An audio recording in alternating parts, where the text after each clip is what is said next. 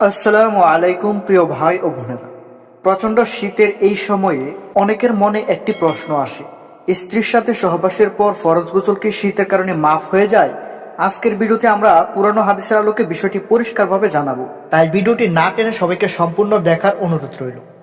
প্রিয় দর্শক, প্রথমেই একটি গুরুত্বপূর্ণ কথা জেনে রাখুন, সহবাস বা স্বপ্নদোষের পর ফরজ গোসল কখনোই পুরোপুরি মাফ হয় না। আল্লাহ তাআলা বলেন, আর যদি তোমরা অপবিত্র হও তবে পবিত্রতা অর্জন করো। সূরা মাইদা আয়াত নাম্বার 6। তাহলে শীতে কি করবেন? ইসলাম একটি সহজ ও বাস্তবসম্মত ধর্ম। শরীরের ক্ষতি হওয়ার আশঙ্কা থাকলে আল্লাহ তাআলা বিকল্প ব্যবস্থা দিয়েছেন। এর মধ্যে 3টি বৈধ সমাধান রয়েছে। 1. গরম পানি ব্যবহার করা। যদি সম্ভব হয় গরম পানি দিয়ে ফরজ গোসল করবেন, এটা সবচেয়ে উত্তম পদ্ধতি। 2. গোসল দেরি করা সময় থাকলে।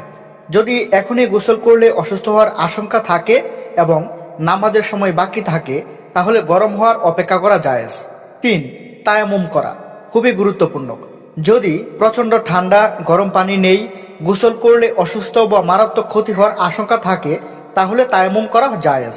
এবং এর দলিল হচ্ছে, যদি তোমরা পানি না পাও অথবা অসুস্থ হও তবে পবিত্র মাটি দ্বারা তায়াম্মুম করো। সূরা নিসা আয়াত নম্বর 43। তবে মনে রাখবেন, যখন পানি ব্যবহার করার সক্ষমতা ফিরে আসবে তখন ফরজ গোসল করে নিতে হবে।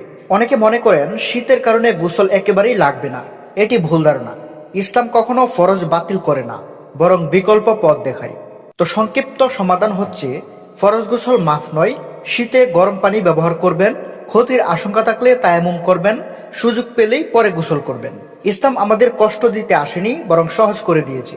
প্রিয় দর্শক, এই ছিল আজকের ভিডিওটি উপকারী মনে হলে লাইক দিন, সাবস্ক্রাইব করুন, পাশে থাকা বেল আইকনটি ক্লিক করুন। আল্লাহ আমাদের সবাইকে সহিহ আমল করার তৌফিক দিন।